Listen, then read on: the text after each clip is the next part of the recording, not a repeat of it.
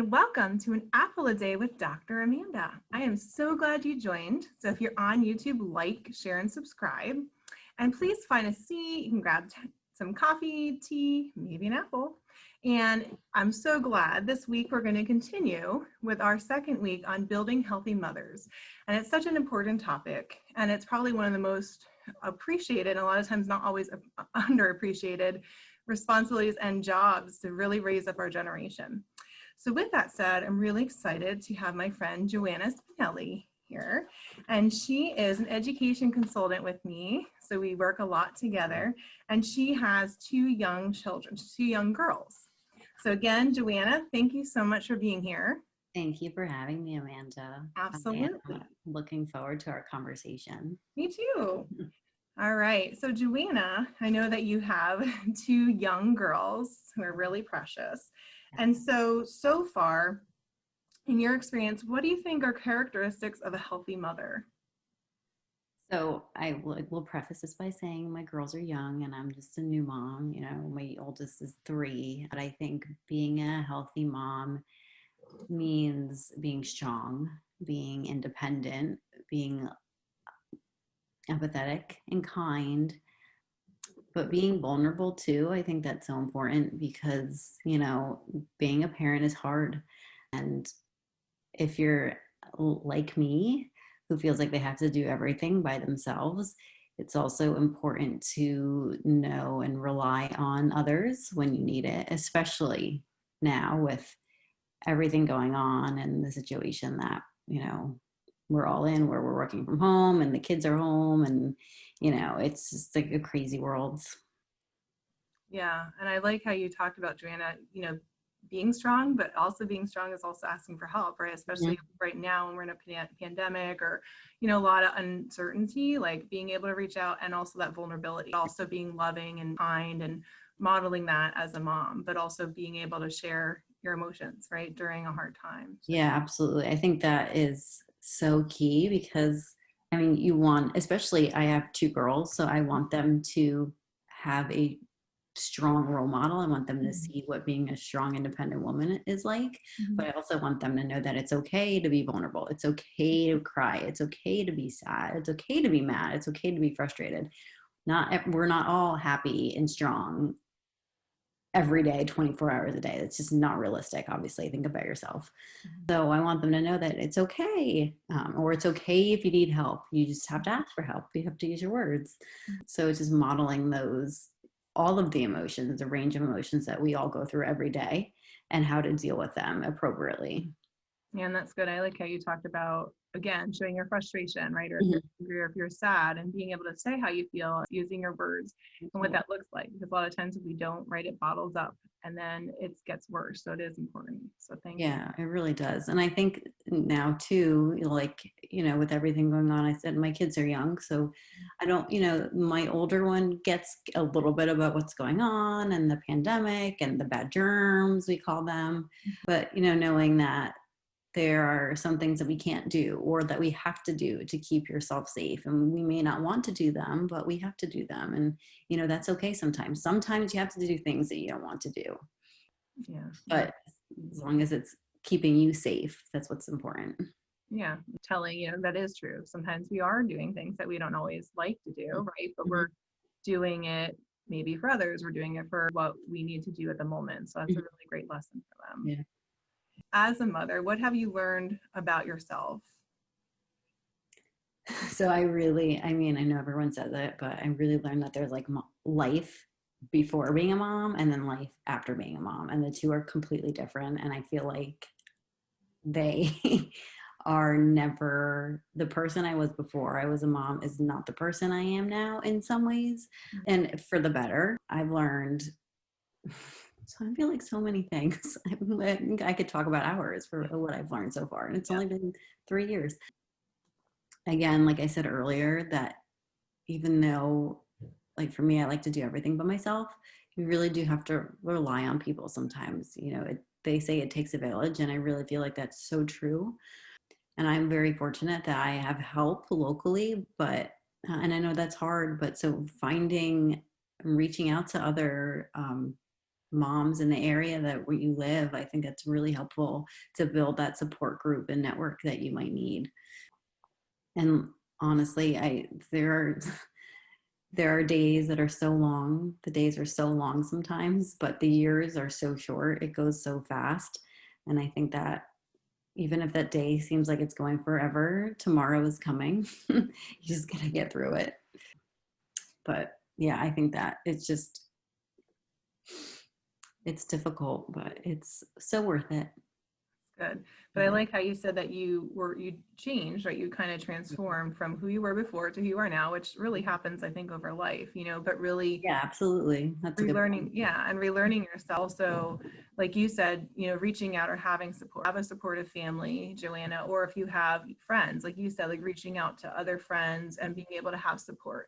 And I'm just curious, and I think this comes later, but what would you say? A lot of moms maybe, might be different experience than you, and even in the audience, like maybe you're a single mom, or maybe you're going through a divorce, right? Or a death, unfortunately, of your significant other. And so what are some tips, or maybe like, could you imagine, like, is there any support systems you think you might be able to suggest for those moms? Yeah. I think that I was thinking about this, and honestly, if you can do it and if you can afford it, I think investing in a good therapist is Yeah. key to everyone's mental health. Not even if you're not a mom, no matter what, having a good person that you can go to talk through. For me, I have a therapist who I've been seeing for years, who I adore, and I can reach out to whenever I need anything. But I think there are so many resources out there, but I think I caution in that with social media, there is so much and there's an overload. So A, there's information overload, and then B, there's fairy tales. And then I think sometimes we see these people online or wherever they may be, and then we hold ourselves to these expectations, like Instagram reality and real reality. And we just have to remember that what people put typically on social media is a fabrication, or a tweak of what reality really is. So honestly, for me, I think the biggest support and resource for any individual is really having a good therapist or someone to connect with. Well, that's good, Joanna. Again, if you have support, you might have friends, but also having someone for therapy for anybody, right? For any type of mental health that may have the expertise to help you through some really, right? Because in life, we can't avoid hard situations, right? We learn how to respond each time we have a new situation happen. And I like that you kind of talked about that. And hopefully for moms out there, if you're not able to afford it, hopefully there are different places that do work with you, or potentially even universities or online. And I know where we are in the Lehigh Valley, the local hospitals have mom networking and support groups where you can go, and I think all their information is on their website, I'm sure, but you can go and connect with other individuals who are in similar situations as you.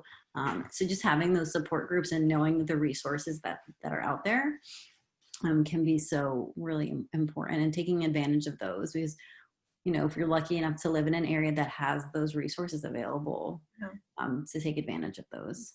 Yeah, that's good. So again, hopefully if you're out in the audience, look at some things, and definitely some support groups for moms, I'm sure, on social media, or probably even if you look, like if there's a high amount of moms in there, it might be helpful, or perhaps as you're in there, you'll connect with some people to make a smaller group, because sometimes it can be overwhelming with lots of information. I like, Joanna, what you talked about originally, which is comparison. Like, we try to compare, but you are you bring what you bring, and other people bring what they bring. And if we can just take from each other, and we all are going through things. Looking at lessons that you may have learned, and I always like the good, the bad, and ugly. Not that they're ugly, but some things that may be something that you've learned from. So if there's anything you can share with other moms who might be going through some things that you feel like, yeah, this is something that I've talked to other moms, like, yeah, we went through this too, and maybe share some of that. So I think my biggest things right now are to the new moms that, they always say like baby blues are a thing, and postpartum anxiety is a thing, and postpartum depression is a thing. And they say it to you, but you don't really think it's going to happen to you until it happens to you, which is what I dealt with definitely the first time I gave birth, after the birth of my first daughter, it was literally like in an instant I got home and you're in this, I don't even know, a funk. It's not even a funk. I don't know what it is, but it's something that I knew, but I didn't realize that it would really affect me, and it does. And I would just say that there is a light at the end of the tunnel. Again, that's why I think that having a support person, that like a therapist or someone that you can talk to, is so helpful. But know that it's completely okay, and that your job as a mom is so important, but you have to also take care of yourself as much as you possibly can. I think that for me, that was like the bad and the ugly, but also the good, because I learned so much about myself during those times. And I think it made me become a better mom through the end too. And just being able to be open about it with others too. I'm so open about it. I know my one friend said to me the other day, I love how you openly talk about it. And I'm like, yeah, because it's realistic. Like, and I think some people shy away with it because people don't like to talk about mental health. It's so true. And and it can happen at any point. Luckily, I didn't really have it that bad with my second, so that was good too, but I was fully prepared. And I think that's also maybe what helped a little bit too. The second time around, I knew what to expect. I knew that it could happen, and I was going to be ready for it when it did, if it did. Yeah, and thanks so much, Joanna, for sharing that. It really stood out in that vulnerability and your willingness to share that and say this does happen, and you really heard it. You may have some empathy, but when you really experienced it, heard about it, but till you experienced it, you didn't know how it would affect you. And I like how you talked about, yes, this is bad or ugly. There's hard times with it, but how you found good because it changed you as a mom, and it probably helped you have that empathy for other people, or other mothers that are struggling with that. I have to say, like, I've always been very empathetic in life, but becoming a mom has made me so much more, because I mean, when you have these human beings that are from you, you just want to do everything you can. And then, every time I see a person and I just think they have a mom, or a dad or a stepmom or a stepdad or a grandma or grandpa or someone that loves them. And I just believe in, equality for all, and really teaching that to my kids too, the importance of that, because they are your people. And if they're not your people, they're someone's people. So I like how you said, and I know this about you, you really have a heart of compassion and empathy. And I love that it does change, because even for people, right, because sometimes people can do some things that are really hard, right? Or people may have different views, but what it brings you back, you look at that person like, okay, they have a mom, right? They have a dad or grandparents, and they're human. And it almost kind of brings you right to your heart of compassion, where you might not have had that, but now as a mom, you're looking through a mom lens at everybody, right? Which makes everything different, even though it's hard sometimes, right? But you still look as a mom lens. I do. It is I love how you said that, Amanda. It's mom lens. And I feel like that's what I like see all the time. Like, I hear people, or, you hear stories and you're like, yeah, but like, you just don't know. And yeah, I know one thing that we totally agree on, Amanda, you have mom lens too. I know you do. I know. I have a heart. Yes. I mean, it develops, right? Like we continue to develop that. And I think that's why I feel like they're my kids. I have people in my life that I've seen grow up, right, from different things. And I feel like it does shift your heart when you see through a mom's lens. You look at it like, well, these are all children, these are people who have families. And I think that's so important, because it does bring us back to the humanity, of each person, and that each person deserves love, right? And each person needs love, or maybe they're acting out of something that they never had it. So that's something. Well, I think that, it speaks to the trauma that someone may or may not have gone through that you're not aware of too. But absolutely, everyone needs it. It's just how he or she may be reaching or acting out to get that, because maybe, they haven't had it or whatever it is. Yeah. Absolutely. I loved it. I talk about family patterns. So I know that even in our trauma, we've talked a lot about trauma, and you mentioned it. And one thing, and I've just recently learned in my family class, which kind of talks about what I've always really believed or learned, is that below even ACEs is our family patterns and generational patterns over time actually have more weight than adverse childhood experiences, which is ACEs, which is interesting. But if we have both, it impacts a lot more. And so I'm just curious, again, people always say we have a great family, but in your life, we're always evolving and doing things a little different than our family, although we appreciate our families. Have there been any family patterns that you've changed or been aware of to kind of want to do a little differently, still honoring your family, but maybe doing a little differently based on where you're at? Right. So I think for me now, like I said, I'm still a young mom, new mom. So while I feel like I haven't had too much to change, one of the things definitely has been I see my mom who's come like a strong, independent woman. I'm a first generation American. She came to America when she was younger. And I see her mom who literally picked up 3 kids by herself and went from one country to America. So clearly by herself, with no spouse, because her husband and my grandfather, who I did not know and never met, had died tragically in an accident.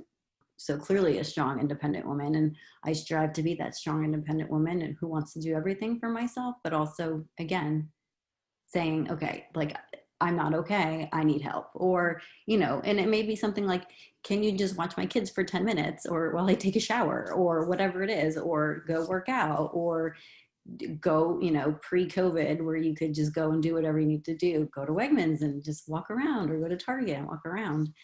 So it could be little things like that, or it could be big things like, no, I really need help. I need to like step away. I need to sleep or whatever it is. So I think for me, that's been the biggest thing so far and a big thing for me too, like I said, is knowing that I like to do everything for myself and for everyone because I do it the right way because it's my way, but being accepting of other ways and other help.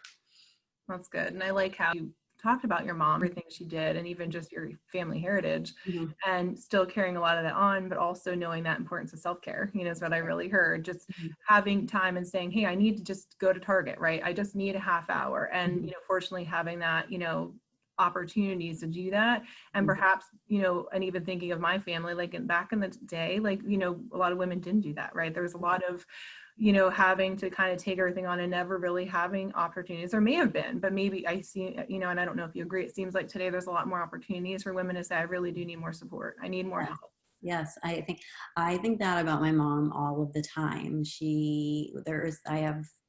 There's 4 of us, 4 siblings, and there's a big age gap between us. And my mom stopped working when I was young, and my parents owned a business their whole life. So my dad was always working, so it's always my mom with us all of the time. And I don't know how she did it because, just like you said, like the lack of breaks available.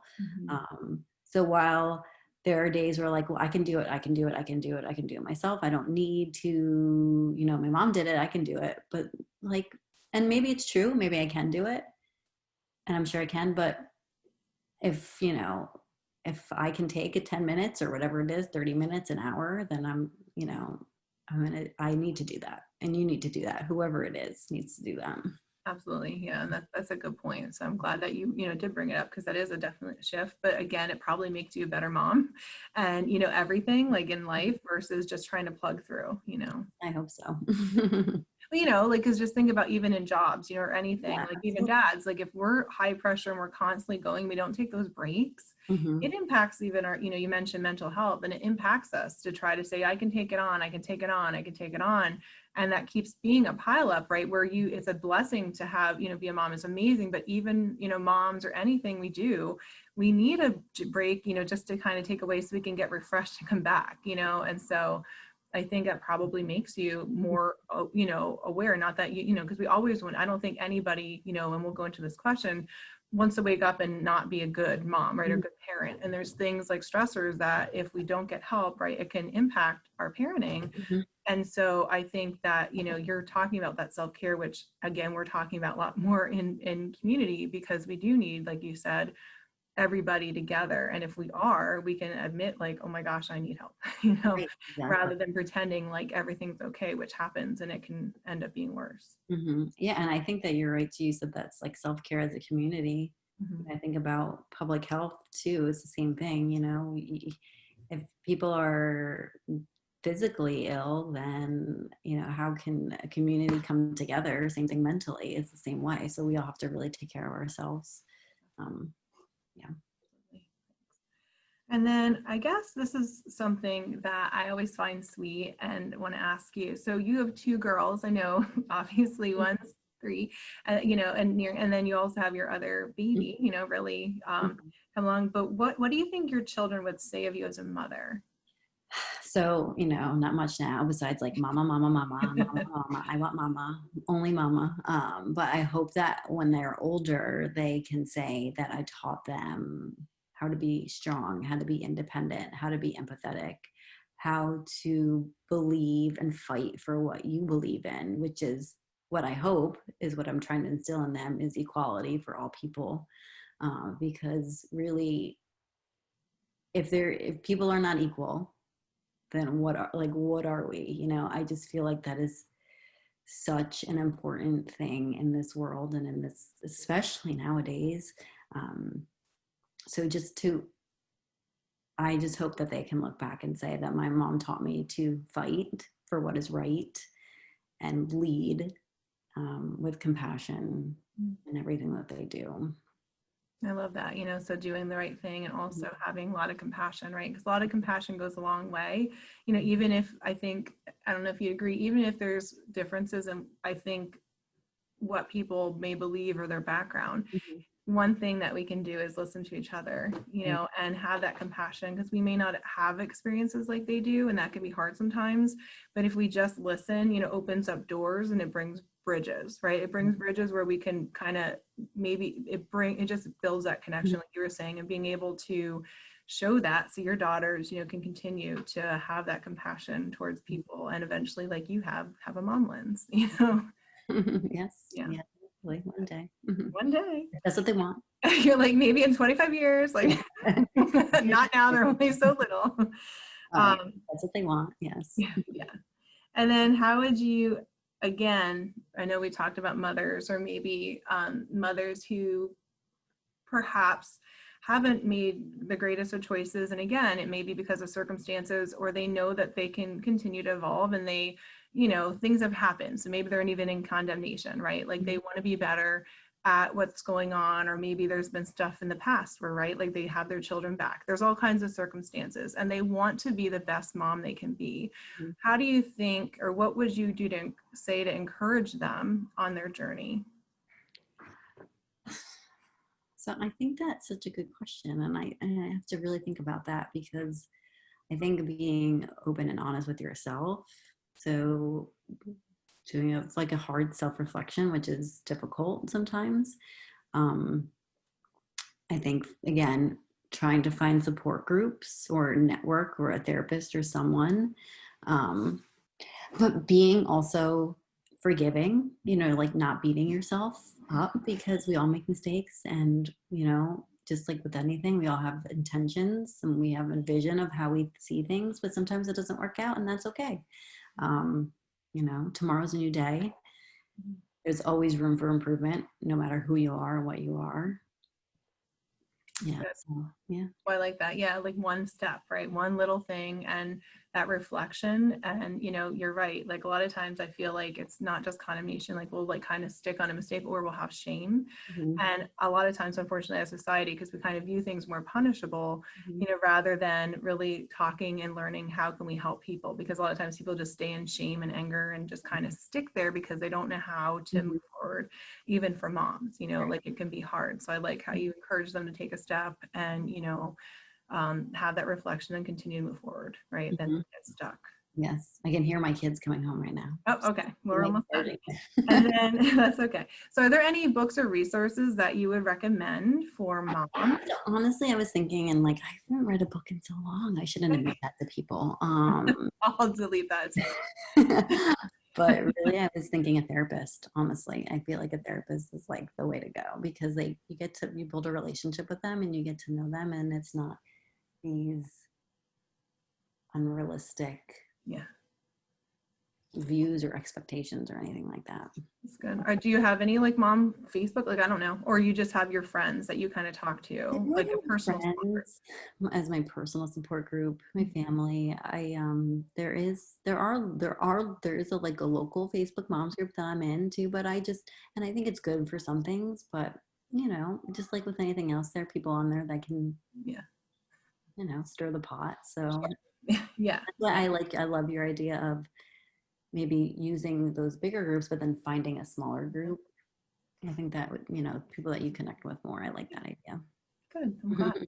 All right. So then, Joanne, I think thank you for all of your wisdom. A lot of what you really said was, connecting dots for compassion and, how to look at each person as somebody's son or daughter, right? Or someone's child, or, they have grandparents, whatever else. And it helps really to keep that compassion and empathy. That's a huge part of it.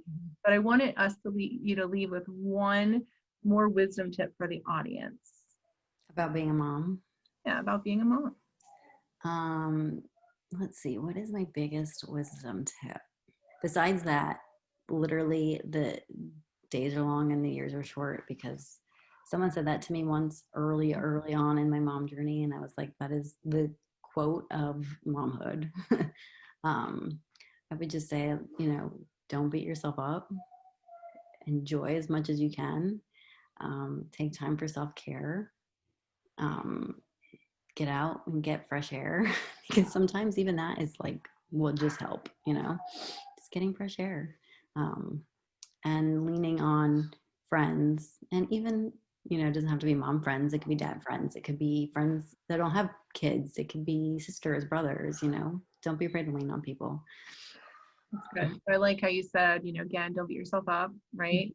Continue to do things that you love for self-care, continue to really remember the days and the times, right? There's time short. So enjoy that being present. And again, leaning on family or even other, not just moms, but other dads or just other people that are supportive. So I appreciate that. So again, thank you so much, Joanna. For this time. I'm so glad we got to do this. Thank you. An audience, there may be times where Joanna's back. You never know, we might have a little panel. Yeah, I was thinking that would be such a good idea. I actually wouldn't do that. We might see that, maybe it'll be with education or maybe it'll be with something else. So again, audience, if you enjoyed this, like, share, subscribe, tell a friend, again, An Apple a Day with Dr. Amanda on YouTube. And I hope you have a great week. Remember, you are incredible. You are amazing. And I'm so glad you're on this earth. And there's so much more for you. So continue to carry on and always tune in for a lot of daily doses of wisdom. So be well. Bye. Bye.